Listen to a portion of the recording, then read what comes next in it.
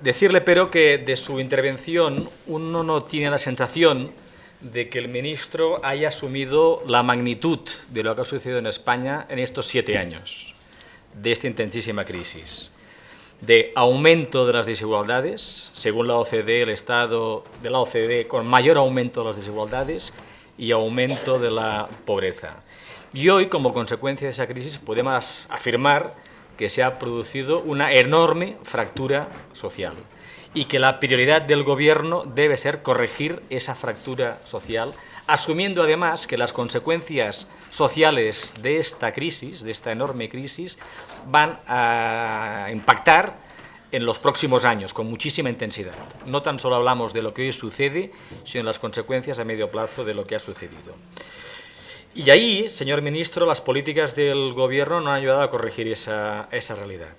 Ni la política de reparto de objetivos de déficit público, descargando en las comunidades autónomas responsables de los servicios públicos esenciales la política de austeridad, ni la reducción del plan concertado de 85 millones de euros a 68 millones de euros, ni la reforma de la ley de régimen local, que ha excluido los servicios sociales de la atención a las personas más vulnerables, ayudan a hacer frente a la fractura social y ayudan a crear condiciones para recuperar el contrato social que garantiza la estabilidad de nuestra sociedad. Y singularmente, el Gobierno no ha asumido con toda su magnitud el problema de la pobreza infantil.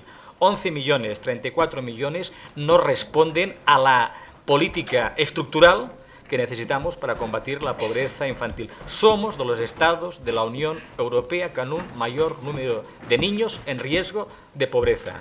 Y la política que el Gobierno ha desarrollado implica alrededor de 11 euros por niño en riesgo de pobreza. Segunda cuestión, y soy muy telegráfico, señor presidente, política de atención a la dependencia.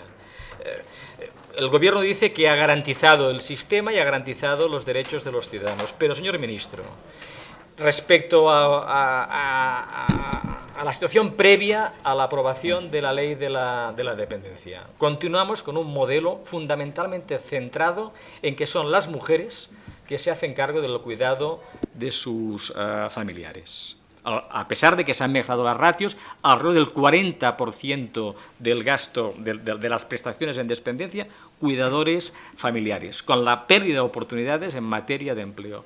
2. Las clases medias continúan teniendo más dificultades para acceder a estos servicios, entre otras cuestiones por los incrementos del copago. En 2009 la participación del usuario en el copago eran 960 euros, en 2013 1.600 euros. Castiga y excluye a las clases medias de acceso a la dependencia. Y finalmente, no se ha resuelto la financiación de este sistema, tanto en términos de las responsabilidades de las comunidades autónomas como en términos de la sostenibilidad a medio y largo plazo del sistema. Hasta noviembre de 2012, en Cataluña, 955 millones de euros invertidos por la Generalitat frente a 164 millones de euros por la Administración General del Estado.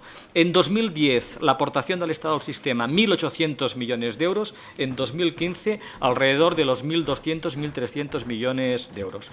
Y finalmente, señor ministro, no hay perspectiva, a diferencia de otros Estados europeos, de tener un mecanismo específico de financiación de esta política.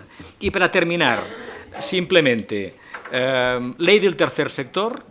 Bueno, si no quiere ser una ley de fomentar y promover, debe ser una ley que resuelva las cuestiones que afectan al tercer sector. Y, por ejemplo, corregir la injusticia que ha consagrado la reforma fiscal aprobada el año pasado, que obliga a las pequeñas entidades a tener que declarar el impuesto de sociedades, con los problemas que va a generar y está generando eso ya al tercer sector. Corrija ahí, no convierta esta ley del tercer sector simplemente en una ley bien intencionada, pero que no va a resolver ninguno de los retos que tiene planteado el tercer sector.